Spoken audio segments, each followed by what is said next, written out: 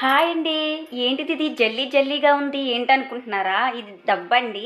నా స్టైల్‌లో నేను దబ్బ కర్రీ అయితే చేస్తున్నాను. ముందు ఉల్లిపాయలు, పచ్చిమిరపకాయలు కోసేసుకొని ఇలా నూనెలో ఫ్రై చేసుకుంటమే. కొంచెం దోరగా ఫ్రై చేసుకోవాలి. చూడండి దబ్బ అనేది ఇలా ఉంటుంది. గొట్టము దబ్బ అనేది.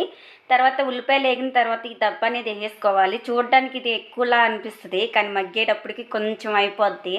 ఇలా మగ్గపెట్టేసుకోవాలి. చూడండి నేను ఎలా మగ్గపెట్టేస్తున్నాను. సిమ్లో పెట్టుకుని మగ్గపెట్టుకోవాలండి, ఎందుకంటే అడగంటేస్తుంది దబ్బ అనేది.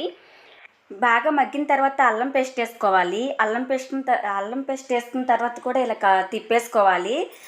తర్వాత కారం సాల్ట్ వేసుకోవాలి. నేనైతే నా దగ్గర ఉన్నది ఆడిచిన కారం అండి. అందులో పసుపు అన్నీ వేసి ఆడిస్తారు కాబట్టి నేనైతే పసుపు అయితే ఇందులో యాడ్ చేయట్లేదు. మీ దగ్గర బయట కారాలు ఏవైతే ఖచ్చితంగా పసుపు వేసుకోవాలి, ఎందుకంటే ఈ కర్రీ కొంచెం నీసోసన వేస్తుంది కాబట్టి. తర్వాత కొంచెం మగ్గిన తర్వాత కొత్తిమీర వేసుకుని దించేసుకుంటామే. అయిపోయిందండి దెబ్బ కర్రీ.